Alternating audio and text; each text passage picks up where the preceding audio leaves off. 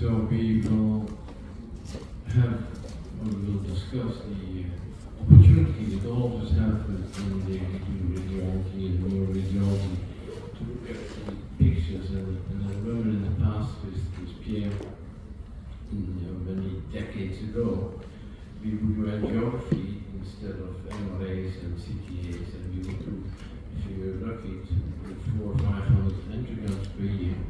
You had 500 chances of looking for variations. And Pierre was always very keen for the fellows to pick up variations, and it was amazing how few variations were recognized by his fellows at that time. Nowadays, in my former hospital at the Western Hospital at UHM, we do an average of 10 neuro CTAs and 5 neuro MRAs per day. So it means we do about 100 A's per week, which means we have 5,000 chances to look for variations of the normal vasculature. So I would really recommend you to discuss and work with your fellows and your team to take benefit from all the opportunities that you have. Look for them and you will find them, because they do exist. And now when we have such a large number of CTAs and MRAs, that you will see them and you will recognize them. Okay. Excuse me. Ms. Dinsuper already looked at the various arches and the regressions that occur. I will not go over that too much again. But eventually, the normal adult configuration will be the regression of the right sided aortic arch, and we would end up as a final disposition as shown on this picture. But if the regression of the right sided arch doesn't occur, then we have two arches basically that fuse lower down. And in the CTA picture of that which looks something like that. You can see the injection being done at the root of the arch. On the left side, the left common and the left subclavian. On the right side, the right common and the right subclavian. And creating this donut, this configuration of the aortic arch under these circumstances. It's a rare, obviously super rare anomaly. This is by far the most common variation of the aortic arch system. It's patients they may present with no symptoms, or they may present with difficulty with swallowing food and things. You can see the subclavian artery on the right side not coming off where it's supposed to come off, and we'll see that in a second. That would be unfortunate. That would be a terrible thing. How do we the rotation is not happening. Does anybody know how it is? When I use my own system, it works. Help! I need help.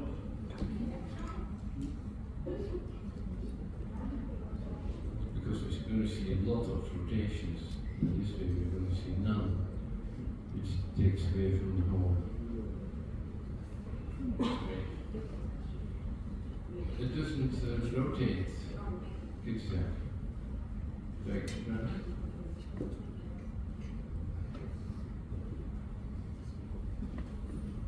And this one doesn't rotate either.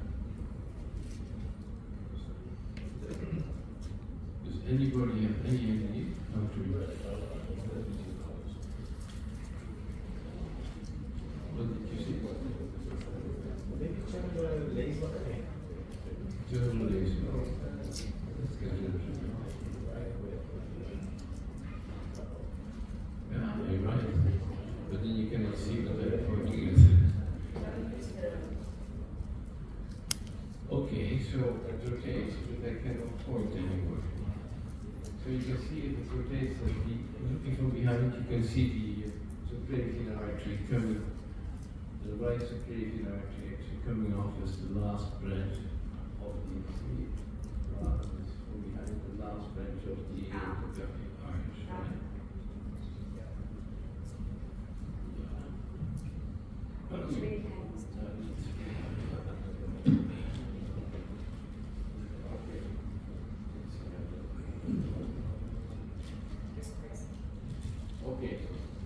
so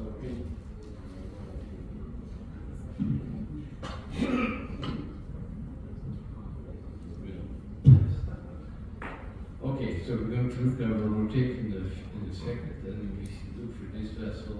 We normally expect it, of course, to come off with the carotid system, subclavian arterial on the right side, and now we're going to rotate it. And we'll see.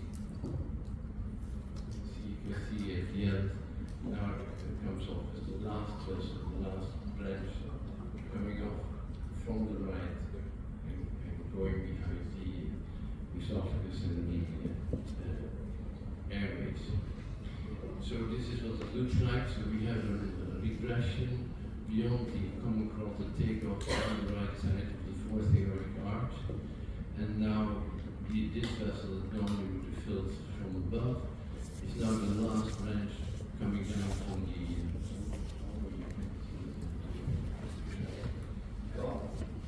okay, so when there's a regression beyond the carotid takeoff, we can see that this vessel that normally would fill from above is now filling across from the other side. So it's coming across and is now the last branch of the aortic arch to be filled. And this is another example of the same condition where we look at this particular vessel.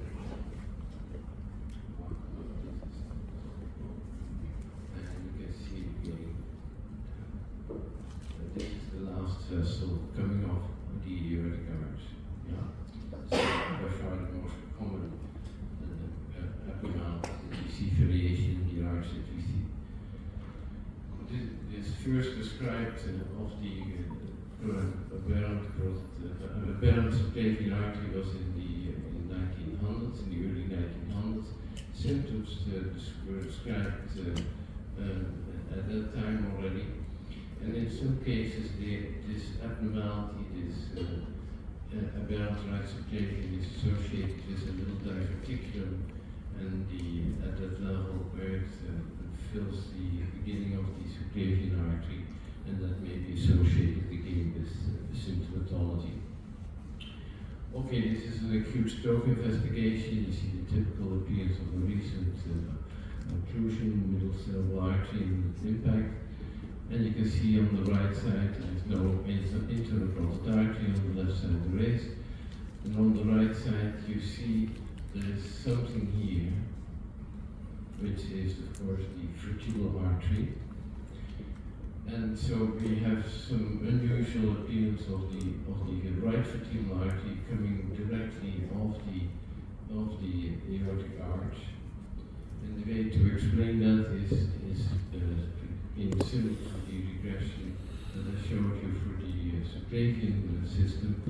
If there's an interruption or regression of the right side of the aortic arch between the 8th and the 9th segmental level, then the vertebral artery origin becomes isolated and it gets pulled up and it becomes the last branch to come off the aortic arch. So again, this is it's a very rare variation, but it explains that you can have the right subclavian, aberrant in the system. You can also have an aberrant right vertebral artery coming off as the last branch. Now, if you see this CTA and we see there is an internal carotid artery on the right side, but there's nothing happening on the left side, then the question is, of course, is it a congenital abnormality or is it an acquired condition? Is it occlusive disease? What do you think is going on? So then your eyes should go immediately to the skull base, right? On the skull base, if the internal carotid artery is was present since birth, you see a subclavian, you see it in the carotid canal formation on that side. On the other side, you see nothing. So this is an example of a congenital absence of the internal carotid artery on the right side. What do we see here? Do you see any abnormalities? There's only one abnormality. Anything that comes quickly to your mind? So you look at the carotid arteries on both sides. Do they have the same configuration? This looks different. Yes, say it loud. Not very bright, I see. Okay. Yes, yeah, good.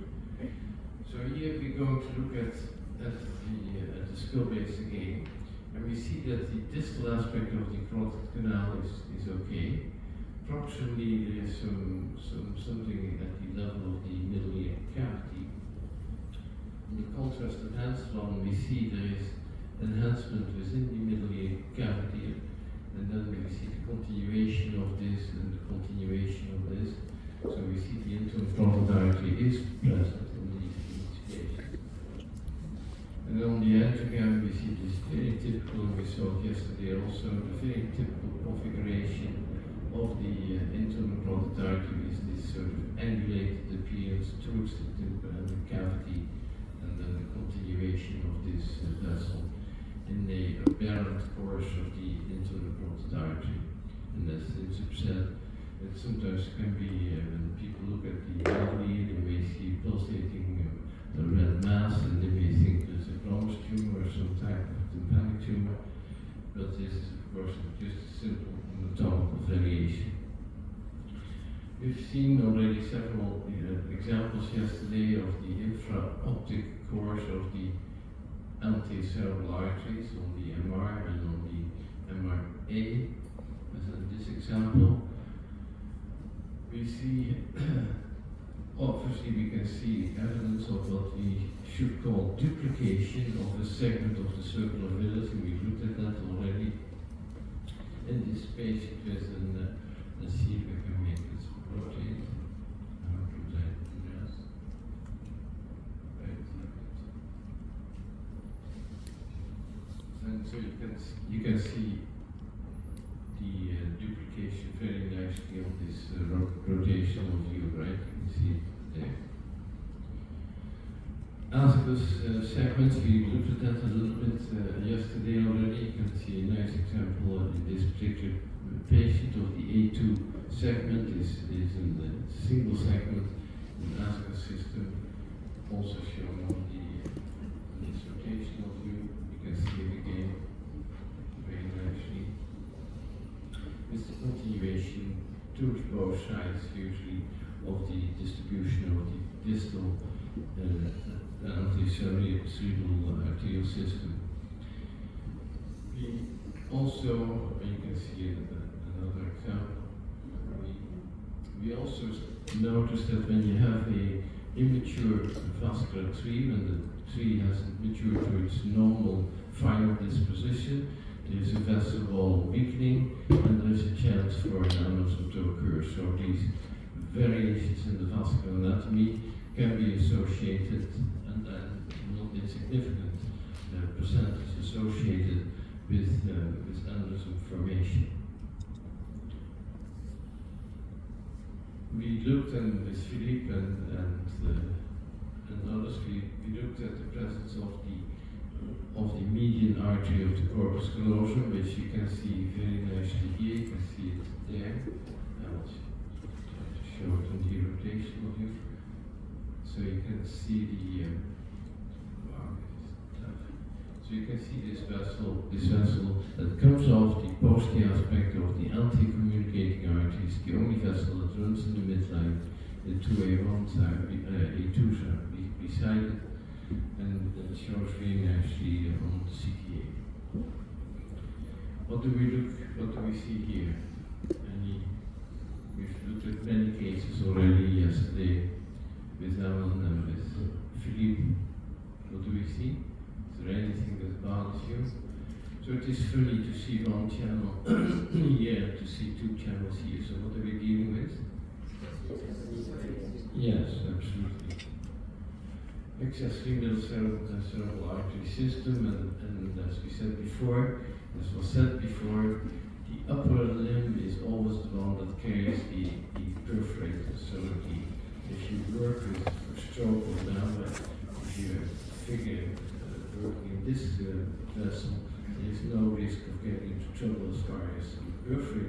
concerned. But the opposite is true if you have an open vessel here, and this one is not visible, then you have to be obviously thinking about the possibility that you're dealing with an accessory middle cerebral artery system. You can see the branches, perforating branches coming off very nicely. Another example, see if you can make it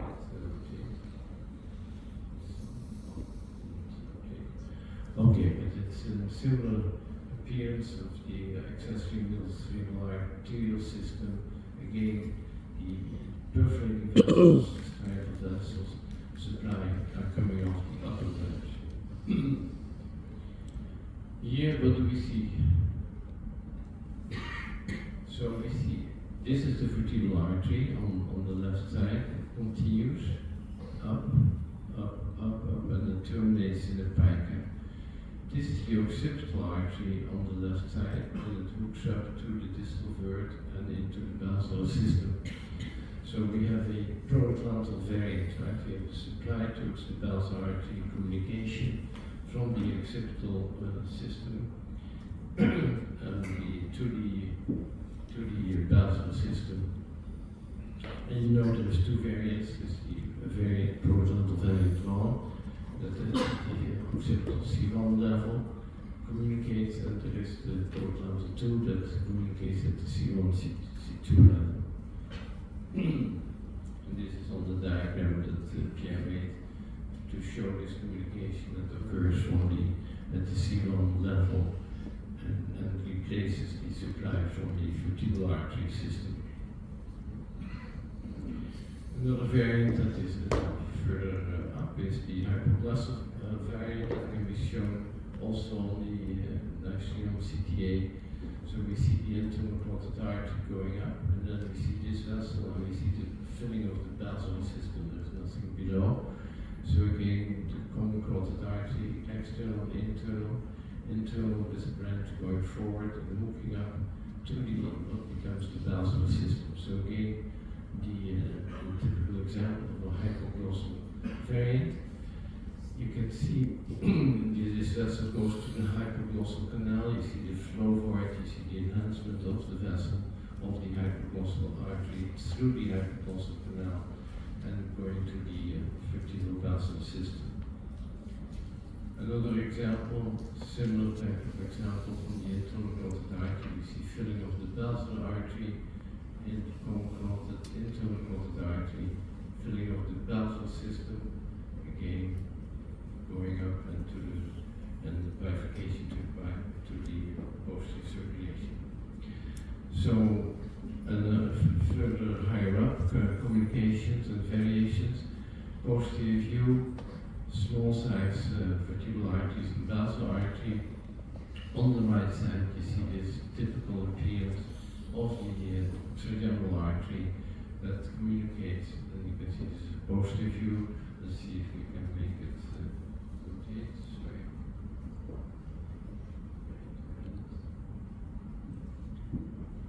Okay, so you can see this vessel, the basilar artery, the communication, and the hook up to the internal carotid artery. We'll see if we can do it one more time. Okay, you can see the basilar artery, the communication, the trigeminal artery, and the hook up to the internal carotid artery on that side. So we're familiar with it, and we've seen it on the diagram. This was shown already several times to you. Another example of a trigeminal artery. Let's see if we can look at that.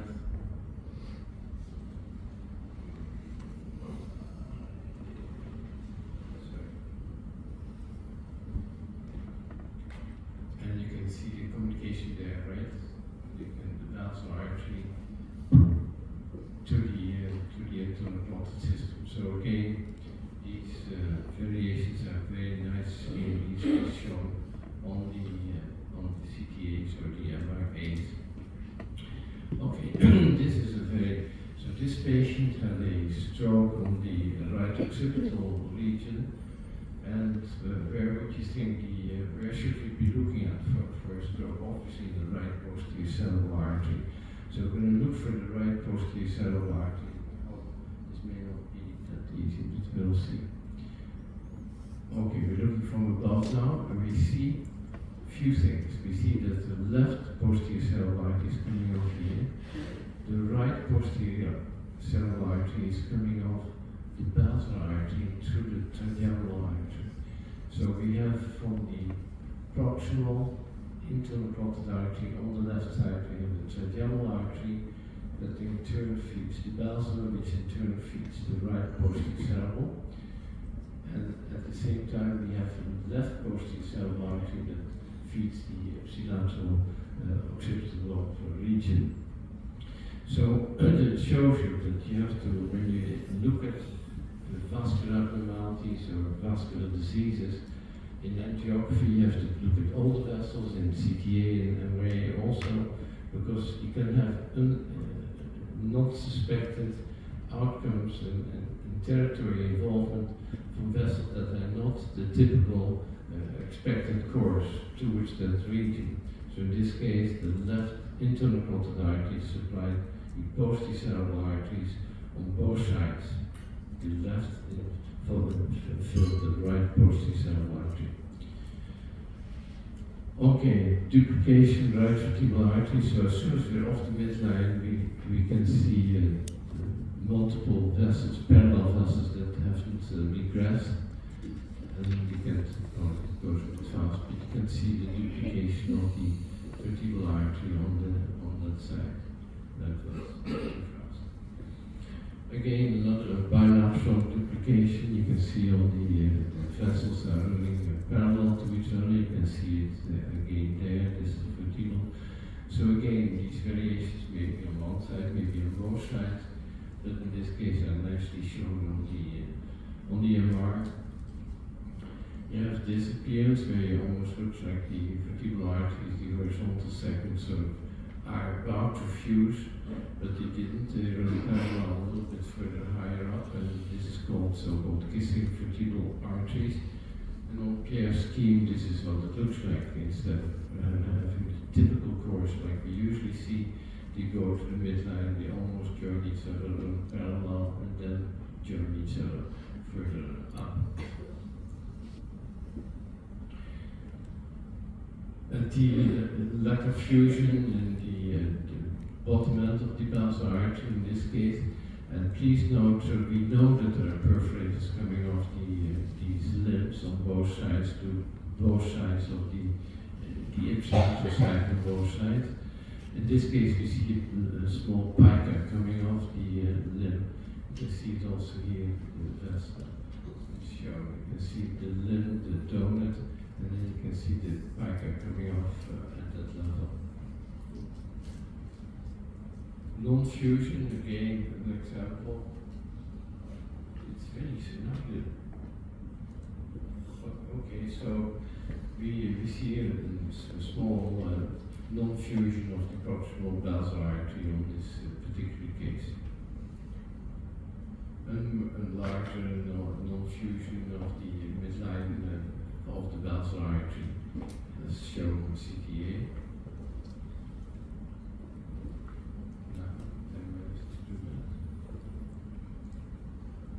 And here at the upper basal level, we see again a non-fused segment. You can see it. Okay, not really easy to see. Okay, but you can see it very well in the regular picture here. In this patient, we presented with a stroke of the upper basilar system, and you can see there is no filling beyond the ICA.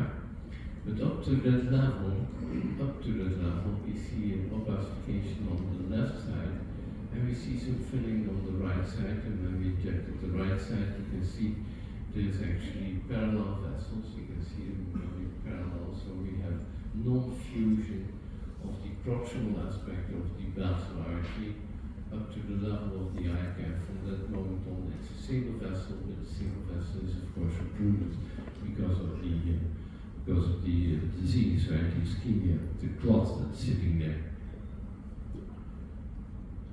And we've seen these pictures 1,000 times now, so you can have a partial non-fusion as I just showed you, or you can have a total non-fusion of the basal system as this case from Arterial.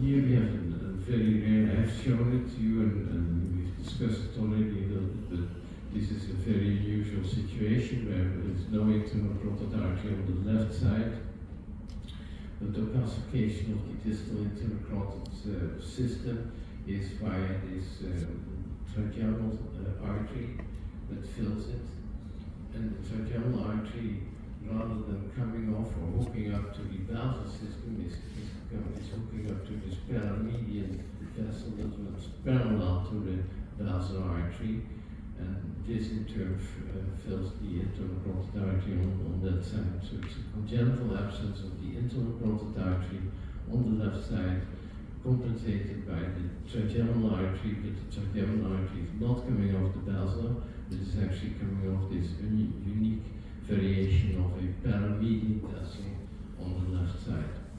You can see this on the contrast pictures, the flow boarding situation. You can see the filling of the tracheal artery, but it's coming not from the basal artery, it's coming from this paramedian vessel on the left side.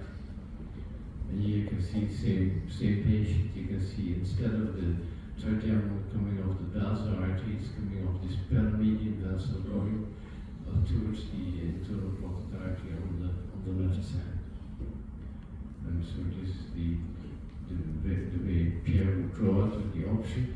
So you would think, how can you ever see this? And this is clearly super rare, but it does match what Pierre predicted that could be present, and in this case was present, where you have this very unique abnormality.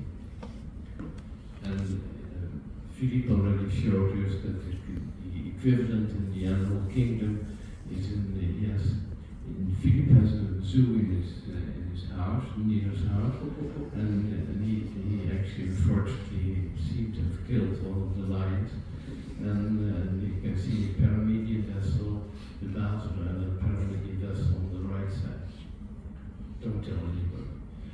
Non-invasive imaging of arterial variations. Current vascular imaging techniques using CT and MR are readily capable of demonstrating various arterial variations, often in patients investigated for unrelated symptoms and obviating the need for DSA under these circumstances.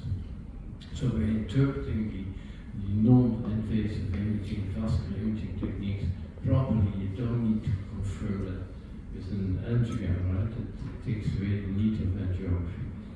Knowledge of the existence of various vascular variants is helpful with the increased use of non-invasive imaging techniques. We will likely detect these variations with increasing frequency, and I encourage you to look for them, to look at all the cases, not just look for the obvious abnormality or the clinical area of interest, but also look at other areas and see if there's variations that you can spot, and that may have significance for future implications for clinical management. Thank you, and I'm sorry for this.